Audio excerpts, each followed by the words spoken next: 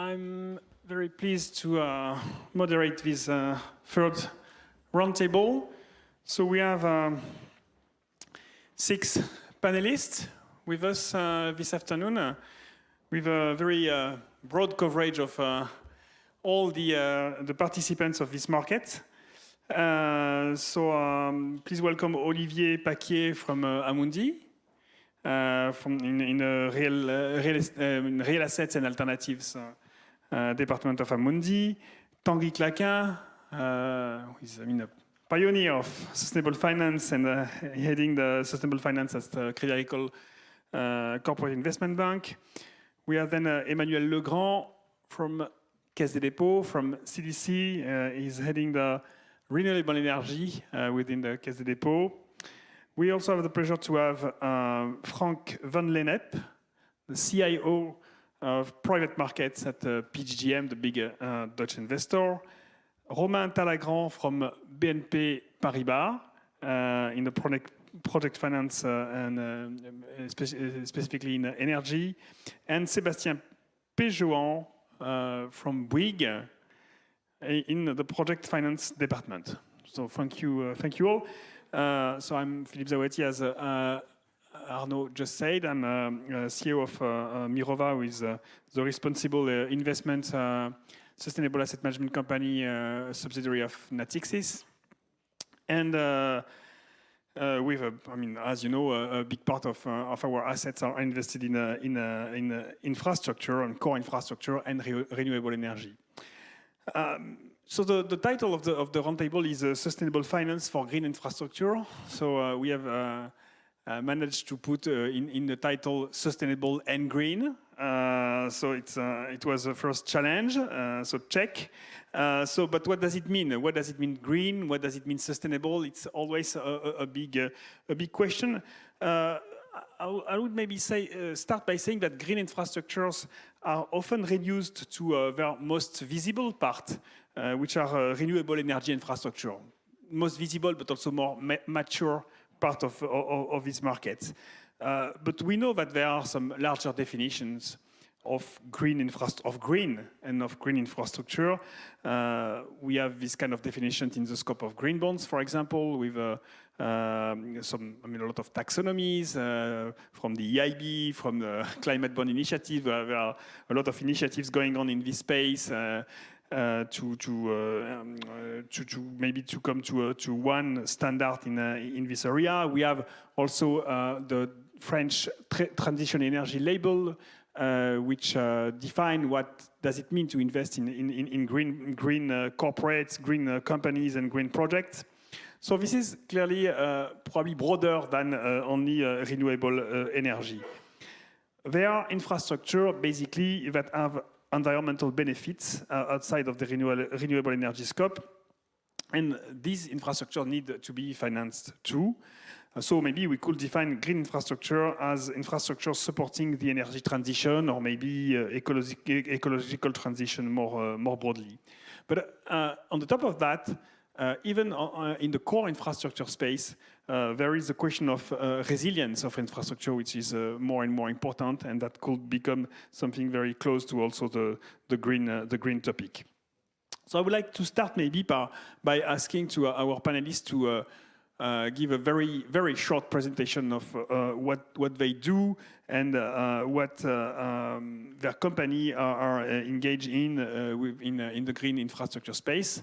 So maybe I will start with Olivier, maybe. Thank you, Philippe. Olivier Paquier. I'm working within Amundi in a new platform that was launched last year, which is dedicated to alternatives and real assets. Of course, Amundi, as Jean-Jacques Barberis told precedently, the second roundtable was basically invested in listed assets, but our clients, particularly our institutional clients, are asking us to invest directly through real assets, through us, into real assets. And that's the reason why we have created this platform. Within this platform, which has already almost 40 billion euros under management, The last expertise, which was launched last year, is infrastructure.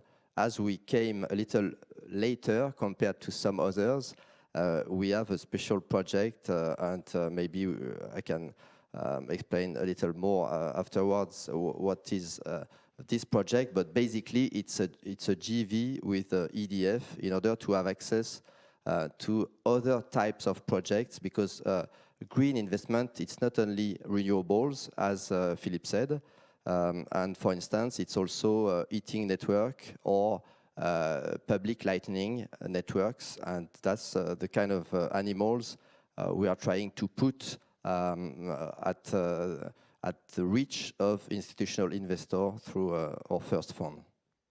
Maybe I'm turning now to the two bankers, Tanguy first, and then Romain. Hi, thank you, Philippe. So I'm Tanguy Claquin. I manage a team called Sustainable Banking within Crédit Agricole CIB. So that's the investment bank of the Crédit Agricole group. And that's a team that takes care of all transactions within the investment bank, where there is a strong social or environmental angle. So Crédit Agricole is doing a lot of capital market activity, bond activity. So we've been very active in the green bond market. We were one of the first banks to start discussing that with issuer and investors. But we also do a lot of project finance and also other products. So that's what we're doing. Interestingly, I think this team was created back in 2009. It was at the time very unusual to have someone in the investment bank taking care of those type of topics. Sustainability was not a classical word in an investment bank. Now we are more than 10 people across all continents, and all investment banks have the same team. So we tend to think that we have kind of pioneered in this market. Romain? So my name is Romain Talagrand. I deal with the financing of what Philippe called the visible infrastructure, i.e. the wind farms, the solar plants. So what, you know, the kind of asset everyone is familiar with, I would say, or it comes obviously to mind. Maybe a quick word about BNP Paribas in the energy transition at large. I think the bank has made some very strong announcements recently that it wanted to lead the way in that sector. And there are a number of initiatives that have been announced, and I think there will be many more going forward. But the first initiatives are around the infrastructure, and in particular, doubling our financing of renewable energy assets. We also have an initiative in the green bonds area to increase the volumes of green bonds we participate in. And finally, there's also a capital development initiative to provide capital developments to innovative companies in the field of energy transition. Thank you. And now we have the public sector with Emmanuel Legrand. So I'm Emmanuel Legrand. You probably all know Caisse des Dépôts, so I won't be long, but just to remind you that Caisse des Dépôts, this public institution, is holding 350 billion under management, globally speaking. We are quite involved for many years now in the energy and ecology transition, since we funded various subsidiaries dedicated to these topics over the years. You probably knew CDC Climat, CDC Climate. You know CDC Biodiversity, Rethink, which is a research and media expert in these fields. And there's also I4C, which is dedicated for all that deals with climate change. And we were really glad some months ago, to organize together with Paris EUROPLACE this climate finance day. Probably some of you were in this nice meeting just weeks before the COP21, and whose subtitle, by the way, was how to shift the trillions toward the energy transition. It was quite a big success. So it's good to remind that. We did make our first green bond emission beginning of this year, and of course we are investing in many projects together with French developers in the French territories on renewable energy. Just to give you some figures, it amounts for more than 3 million euros of assets under management in the renewable side. on more or less 100 lines. And now we are shifting to other fields, since my responsibility is a bit more than renewable. It's ecology and energy transition. So we are going to invest in energy efficiency projects, but also maybe in waste projects and water infrastructure projects. So then we need investors. Frank. Yeah, thanks very much. I'm Frank van Lennep, CEO of Private Markets for PGM. PGM is an asset manager for 6-7 Dutch pension funds, largest which is PFZW, the healthcare pension fund. We have 200 billion assets under management. Of 25% is in private markets, non-listed. In infrastructure, we're really a direct investor, so we invest direct in projects. We've been investing in offshore wind for 8 years now, so we were, I think, the first institutional investor to take that risk on board. Very happy with those days, because you see a lot of pressure on prices currently, but that's an interesting topic to discuss further. And then last but not least, we need somebody to build the infrastructure. So Sébastien, maybe a word about Bouygues. Yes, my name is Sébastien Péjouan. I'm a deputy head of the project finance department for Bouygues Construction. Basically, we are in charge of raising equity and debt for all our infrastructure projects. Obviously, the group is very present in this field. We built and we are a co-sponsor in many projects. We are present in obviously on the transport projects, railroad, airport, sports, for example. We are present in the social infrastructure aspects, buildings, whatever type of buildings you can think of, school, university, hospitals, prisons, administrative buildings, fiber optics, networks, street lighting. And we see a green component being more and more present, both as a demand from our clients, but as well as we see a focus more and more important from our co-investor, the investment fund we are working with, and the banks, the multilateral and the commercial banks. So it's a focus which is more and more important. Obviously, we are present on the renewable side as well, directly, but probably more as a contractor and not as a co-sponsor, or probably less as a co-sponsor than in the other field. Solar, wind, energy storage. So that's basically the field of what we are doing. Thank you. I mean, so maybe let's start with the renewable energy market. This mature market. It's. I mean, we know that the landscape is evolving a lot. I mean, basically it's becoming less regulated. The valuation also of the project and the market is very high. So in terms of financing these renewable energy project, what's going on? I mean, how do you see this evolution? What does it mean in terms of financing? Does it become easier? What are the new challenges? Is the market maybe fragmented between the mature and not mature technologies, for example? So maybe Tanguy, you can start with. Well, if the question is, has it become easier now compared to 10 years ago? I would say that yes, it has become much easier right now to finance renewable energy. I mean, the technology has become much more a commodity. I mean, solar is a commodity. Onshore wind also. Offshore wind is going to become a commodity soon. It was a commodity for PGM maybe 10 years ago, but it's becoming easier on that front. I think 10 years ago, we were also a bit suffering from what I would call optimistic scenarios on the wind and solar planning of some projects. This is behind us now. I think we have very good certainties on the calculation of what we can expect from a given project. So I think from that standpoint, yeah, it has become much more easy to finance renewables than what it was 10 years ago. There is a lot of liquidity in the market right now, and so. I think the questions that we are facing now, I mean, the challenges that we are facing are clearly the question of the security of supply and how we would reward assets that would provide the security of supply to the network. I mean, when there is no wind blowing, there is a specific value for a thermal power plant, and this has to be rewarded. So there are a number of discussions going on in the market around this. So that's one question, and clearly, although the other question is is the one associated to this abundant liquidity. In fact, when you have such an abundant liquidity, banks or players want to take more risk to get or are inclined to take more risk. We see now some players trying to push to take the merchant price risk, and clearly this may change a little bit the dynamic of the market. So those are challenges that we need to be cautious about.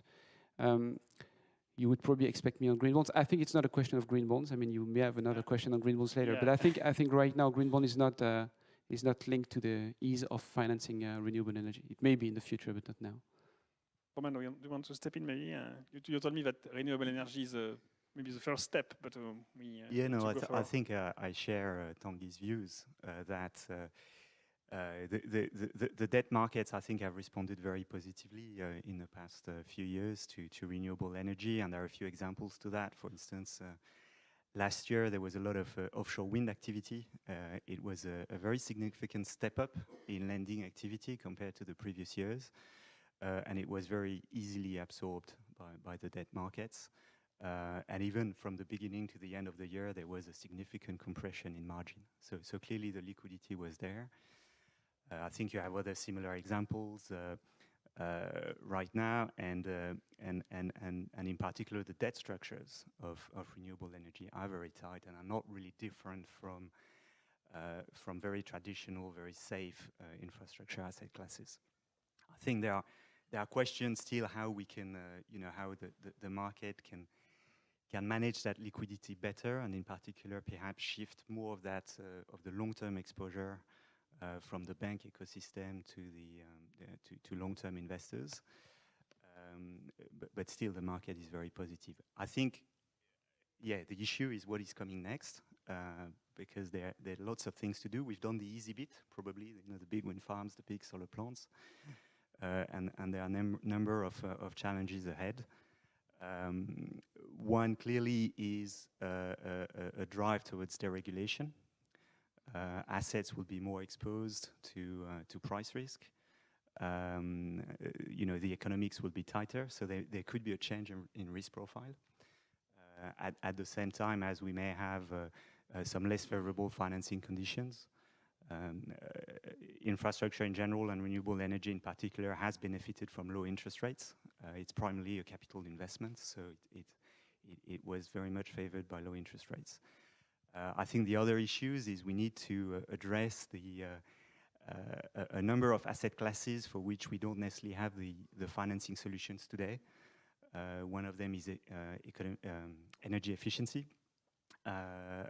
Another one is how the renewables will integrate further into the grid and will be considered differently. We'll probably have a lot of small-scale assets as well, and therefore it will migrate a bit from the infra investment thesis that we're all familiar with.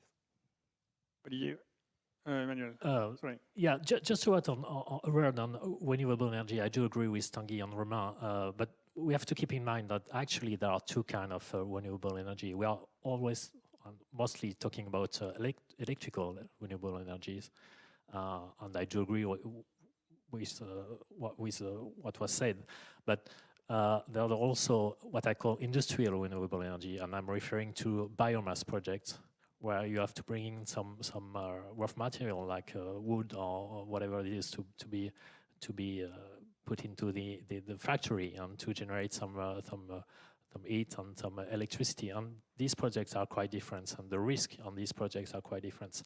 As for the electricity renewable energy market, I do agree that it's difficult to figure out the future. The future, if all these projects are to be exposed to the electricity market, could be something like the oil industry, because the electricity market we are facing very high volatility in the market, so it might become a corporate financing in the end, but it's difficult to figure out. I mean, you can maybe keep the floor, Emmanuel. You are a public investor at Caisse des Dépôts. So basically, why and when and what kind of in what kind of project do you think the public money is still needed in this space, and for what for? I mean, what what to do? That's a good question for us, especially. Probably not in the electricity renewable energy market, even if some small developers still need some help in the developing phases. What we are trying to work on now and in the coming months is the energy efficiency markets, and especially the refurbishing of real estate. It happens that we were asked by the French government in the Grand Plan d'Investissement, in the new investment scheme, to work on to invest 500 million euros in the 5 coming years in refurbishing the public real estate. And what's a bit tricky is that we are talking about very small projects.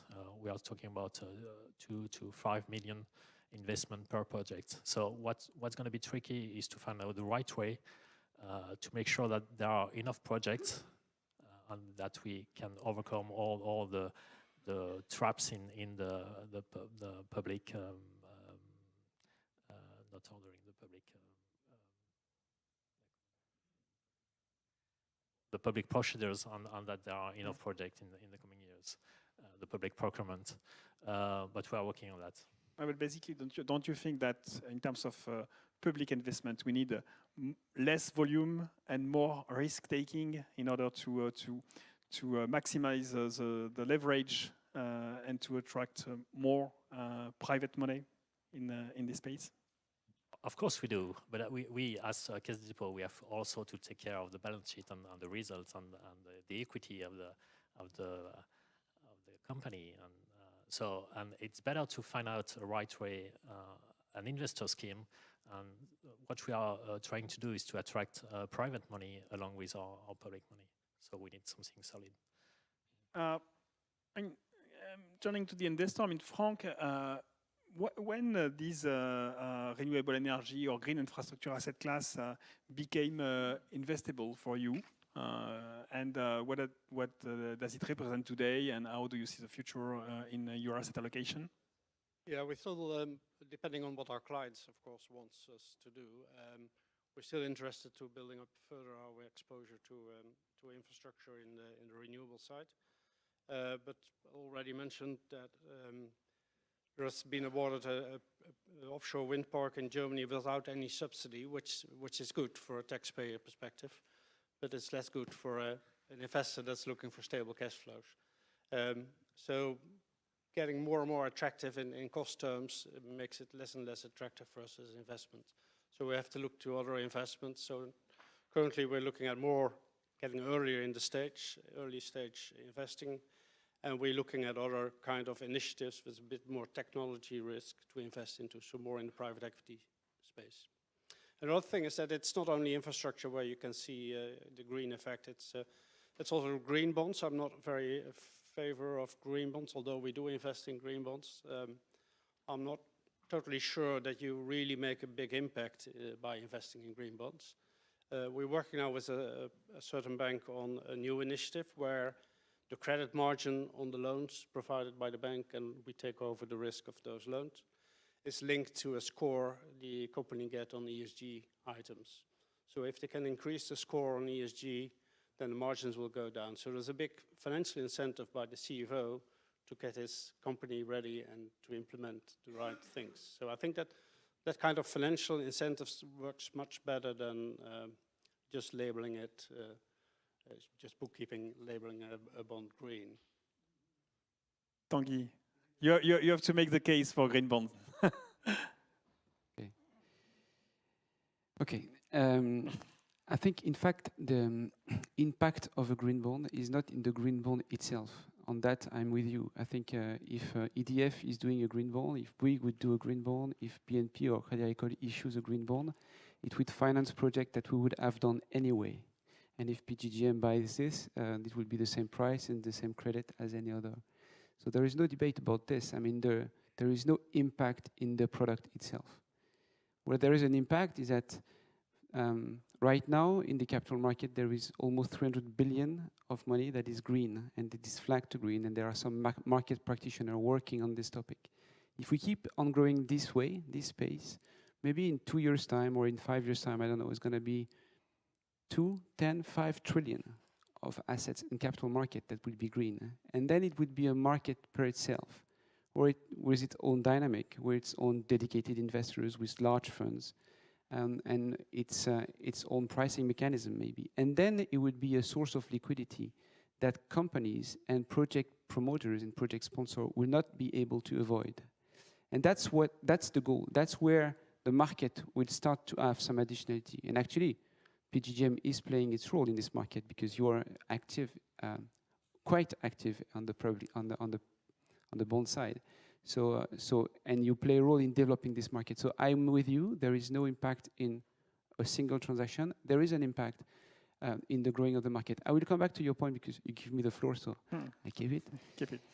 This product of having an incentive is interesting because, in fact, the company you're investing, she's got an incentive to improve its ESG performance, but it means that you have the incentive that they would underperform because the spread would be larger, which is also quite interesting from an investment standpoint, except if you think that the credit will increase or the credit quality will increase so much over time that it will deserve a spread decrease, which I think you cannot demonstrate right now. So I think right now it's a nice product, but it's a bit like, also a bit like a gimmick, like some people say about green bonds. I think this may be interesting if at some point we're able to demonstrate that there is a link between both. And we have tried to do that in the past in the bond market also, to have bonds where the spread will be linked to the performance. And because many investors told us, I mean, and in the French SRI community, which is very diverse, some people were very much in favor of this product because they said, in fact, as you said, I mean, it pushes the company to perform better. But the other half of the investor community was really against that because of the negative incentive it's created. So there's debate also around this. Thank you. Yeah, but I mean, just you can keep the micro just 1 minute. I mean, is there a link between the green bond market and the infrastructure financing? Well, as I just said, I think right now there is. I mean, the beauty of a green bond is that an investor that has a green mandate, and there are some funds at PGGM with a green mandate. There are many at Mirova. There are also big funds at Amundi with green mandate. They can buy a bond from any company in the world, any bank in the world, which is green, where there is a commitment from the issuer to use the money for green project. And so the diversity of credit that such a portfolio manager can buy is much larger than if this portfolio manager could buy only green infrastructure projects. So that's where the market is growing right now for non-pure player.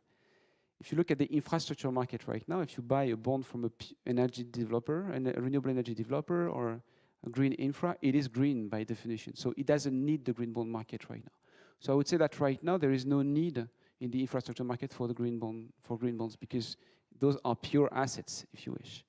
It may change if we have a 2 trillion large green bond market, because as I said before, we will have a market with its own dynamic, really dedicated investors, and then maybe a pricing dynamic that may be different. If you may, yeah. If I may, no, I just want to testify because we thanks to Tanguy and Crédit Agricole, we made our first emission at the beginning of this year, and the result was really interesting, internally speaking, because we put the spotlight on these topics, but also financially speaking, and probably for the first time the spread was tighter by 1 or 2 bips because it was green. So it's always difficult to measure, but we think it was a good result. Maybe I could say a quick word too. Quickly, because I think the thing about green bond is essentially it's a corporate instrument. So the question is how much more money is channeled through that instrument. And I think when you look at the scale of the investment that is required, you will need to create an asset class that can be financed on a non-recourse basis to address this. And the challenge we're facing is it was easy to find for wind farms and large projects, and it's more challenging to find for smaller projects, and that's why it's being channeled also through corporates and through green bonds. But whether that's enough to address the challenge we're facing, I don't know. I would like to ask maybe Olivier now to give us your vision about what can asset managers bring to this market, and what kind of products, and what are the objectives you can follow. Thank you, Philippe. No, I think just the transition is easy because, of course, I agree with what was said. It's very difficult to know exactly how much is needed to finance the energy transition. Of course, some figures are given. It's said that for France, only for France, up to 2040, the amount is 150 billion of euros, which is needed as new investments. For Europe, it's sevenfold this amount, and then for the whole planet, some figures are given about 10 trillion of dollars up to 2040. But those figures, it's very difficult to assess those figures. The only thing we can say, I hope that it will be a consensus, at least among the panelists, is that if we are serious about tackling climate change, the only thing we know is that we need to invest more than we are currently investing. All means could help to reach this goal. We talked about green bonds, but once again, investors are interested also to finance directly projects and to own real assets. It's not only renewables, also it's and it was said by Romain. It's for instance heating network. It's not as easy as a wind farm or an onshore wind farm or a solar plant to invest in because it's a complicated set of contracts. It's a long-term investment. It's a risk that is difficult to assess for usual investors. So asset managers are typically useful to try to gather some expertise and to enter into some partnership in order to fill this expertise gap and to allow investors to take part directly to those kind of projects, which are, as Romain said, sometimes each project is a small one, very difficult to organize with a non-recourse financing. But if you have an asset manager who is able to invest into equity into a collection of very small assets, it could create something which is a vehicle which is able to get some non-recourse financing and to be in equity interesting for institutional investors. So you see the asset manager as a sort of aggregators exactly. Of small projects. Exactly. Is it is it really the solution? Are there other solutions to maybe put together a lot of small projects and at least we have create some new vehicles? As a latecomer into the infrastructure project, as I said at the beginning, we have, for instance, the first transaction we made at Amundi Energy Transition was a transaction which is 130 small co-heat and power projects throughout France. So, and the economic value of the deal is 150 million euros. So if you divide the number of projects by the amount, you can see that each project is approximately 1 million projects, so impossible to finance otherwise than in a global project. So it was a dedicated fund that was organized, and it's just an example of what could be done in order to either to get access, to give access to investors to a new type of projects, but also to finance green investments where everything is not already done as it is currently in solar or onshore wind farm. But for example, in terms of the refurbishing of houses, energy efficiency of houses, it seems that we still do not have the solution. Yes. We have discussed that already, Philippe. So I mean, it's an example where, of course, small projects could be put together, but the incentive is lacking. I mean, currently the price of energy is too low. It's very difficult to have a return for private investors in such kind of projects. So that's the reason why we have not already found the way to invest, even if it's needed from a political and a global standpoint. Give me the opportunity to ask maybe Sébastien, what do you think about this? I mean, is what are your clients asking today in terms of energy efficiency, in terms of labeling of the buildings and so on? And is it so difficult to increase the energy efficiency? For the new buildings, that's it was said that's the easy part, I would say, because the new building, most of them are relatively big, and we have a lot of demands from energy efficiency from our clients, whether they are public in a PPP format or whether they are private. So that's something which is not new, but really now everybody is asking for buildings which are either making energy positive buildings, BEPOS, or at the minimum with a label. There is different label, whether it's HQE in France, whether it's BREEAM, whether it's LEED, but with different category. But there is always a component of labeling in most of our projects.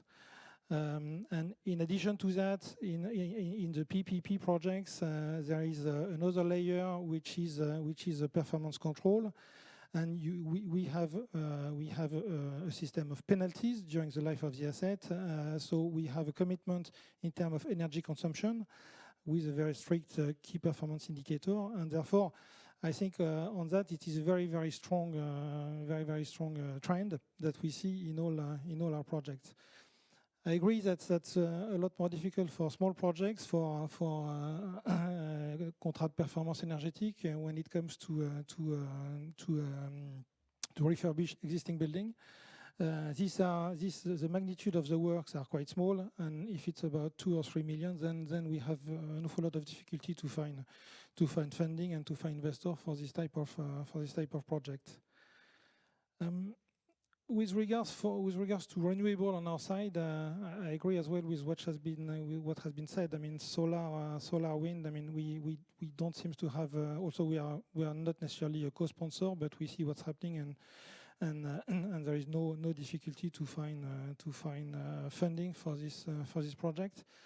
Maybe I will add there is a number of projects coming into the market, maybe more with a more merchant component like energy storage, for example. And this, as far as we are concerned, we are bidding a number of these projects in the UK, in France, and in different parts of Europe. They tend to be relatively small, which makes again the funding difficult to find. And some of them have some revenue characteristics which are quite different. The stream of revenue is not necessarily long term. We have a stream of revenue where the revenue are guaranteed for 1, 2, 3 years, and that makes something which is a little bit more difficult for the funders to be comfortable with. I think it's a market, as far as we're concerned, which we see a lot of private investors on the equity side. And we don't see the banks yet because I don't think they find the way to finance this type of asset. Okay, about energy storage, which is maybe one of the big thing in the next couple of years. Any comments on that? Maybe Emmanuel. Just maybe a comment. As I said previously, you know that the electricity market is only 3 years long, so you can buy a contract on 3 years, but no more. So it's very difficult to anticipate your revenues for 15 or 20 years, and probably the paybacks are not short enough to have the characteristic of an infrastructure. So there might be a shift in all these projects, and if, well, as long as you have a feed-in tariff and you know what your revenues will be for 15 or 20 years, it's good. I mean, and the risk is more or less a sovereign risk, since it is in the end the French state or whatever European states that pay for to make sure that you have your revenues. But when it will come to sell the electricity on markets, it will be quite different. So on the storage, it's probably that might be the solution, but the technology is not here yet, and we hope it might be there in the future, but it's still difficult to anticipate. You want to add something? Maybe one comment on this and also what Sébastien said. I think there's probably a need also to rethink regulation of electricity sectors. The regulation has been designed, to install as many transmission and distribution lines as possible. And now we need a regulation that incentivizes, smart grid, storage, decentralized production. And I think it would be difficult to find the right financial model for this and the right business model until there's been a rethink of that regulation a little bit. Now the incentive on a cost-plus basis to build connection is probably not the right incentive. And it's also a question about dealing with technology risk. You mentioned storage, but what about non-mature renewable energy, like energy from the ocean and these kind of things? How do you think we can finance the technology risk? Well, we did that as a public group, and both BPI France, BPI, which is investing in the corporate ventures, and also we did that in some financing some projects as well. And on some technology, I won't mention, but on some technology we lost quite a lot of money. Maybe I'm going to take a couple of questions from the floor. Yeah, there is one question here.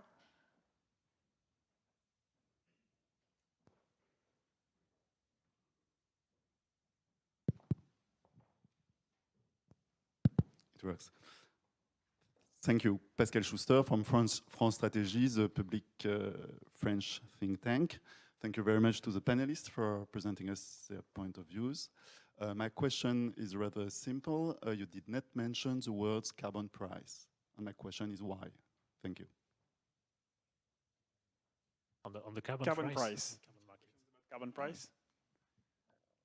Who wants to step in on this? Yeah, we strongly believe that finally that's the solution to get the right incentive in place to price the emission of CO2. Maybe, I don't know whether you remember, but at the first roundtable there was Olivier Garçon, and he talked about regulation and regulation on financial institutions, and about the green. He said that it's very difficult to have, an incentive in terms of regulation, but he expressed the view that we have to think about a kind of punishment for investment, for instance, into coal or maybe even oil activities. He didn't say that, but it was maybe what he had in mind. So that's the same idea. If it's very difficult to invest, for instance, in buildings or in some useful investments, it's because the price of power is too low, because there is no carbon price. So I think it's we all agree on that. The only difficulty is how do you get a carbon price for all Europe? If you have any idea of how it's possible to get that in the coming years. France Stratégie has an idea about this. No. Maybe there is a window for this, or there will be a window for this in a couple of months. With a French-German initiative on this, probably after Germany has a stable government. For sure, on the carbon markets, we need a strong initiative, because we are some of us, and we were lucky to fund one of the first carbon fund together with Natixis some 10 years ago, ECF. But then the market collapsed, and it killed quite a lot of companies on those markets. So we need something really strong, and I'm wondering if the relying on the pure markets initiative is the right path for everybody. Another question? Yeah.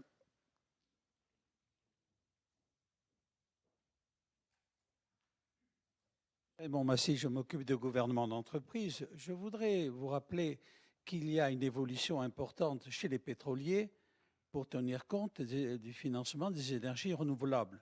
Le solaire, les éoliennes, je pense aux 3 grands pétroliers, ExxonMobil, Shell et Total.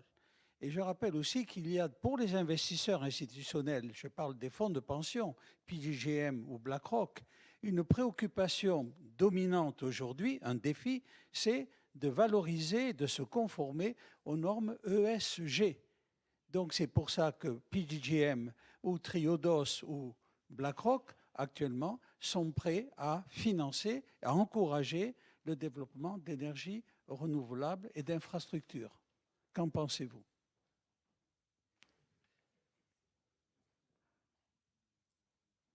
Okay.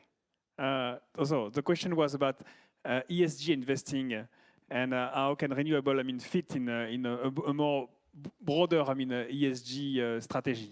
Yeah, well, you're right. That it's finally, I think oil will not be necessary, but we strongly believe that for the next 30, 40 years, you still need oil and gas to bridge the gap to full green energy production. So in the meantime, we can do everything on engagement as well with those companies to incentivize them to go further than only fossil and broaden their space as well. Okay. Any other question? No? Maybe one from me. Just maybe to follow up on this ESG question.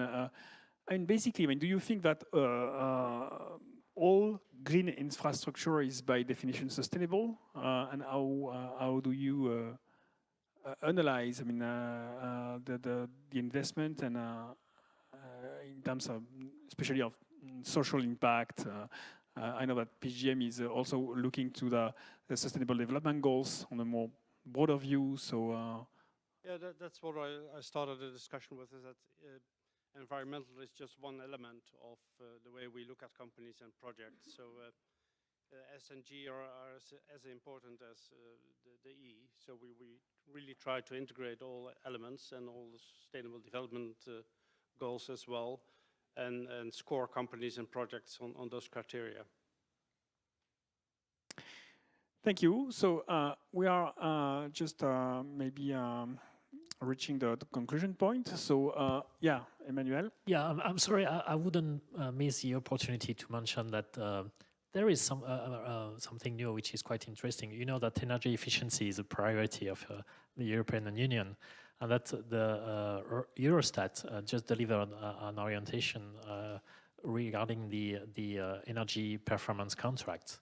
That could change things. The energy performance contracts in the future would be considered off the balance sheets of public entities. So that's quite interesting, and that could trigger some more projects in this new area.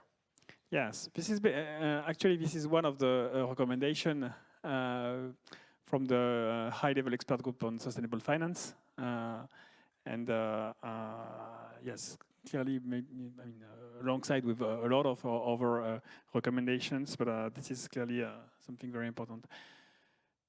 Do you want to add a conclusion word about this panel? You opened the door, Philippe. With the recommendation of the high-level expert group, yes, and specifically on infrastructure, there is a very interesting recommendation. Maybe you could extrapolate on this a little bit. So this is there is one very important topic within the high-level expert group, which is about infrastructure, and one of the idea which is currently on the table is to create a new organization at the European level, which could be a sort of infrastructure Europe entity, which will be in charge of, clearly helping all the especially the territories, regions, municipalities, and so on, to create some new pipeline of projects, and to make the link between this project and the financing tools. So we know that there is something very very similar to this which already exists in the UK with Infrastructure UK, and also in Canada with Infrastructure Canada. Of course, in France we also have FinInfra, but at the European level, probably we lack this kind of organization. And this is one of the recommendations which came from the high-level expert group. As you know, the interim report has been issued last July, and the final report of the high-level expert group will be published probably in the first weeks of the next year. Any other comments or conclusion you would like to make? Okay, so if not, I'm going to thank you very much for participating to this panel.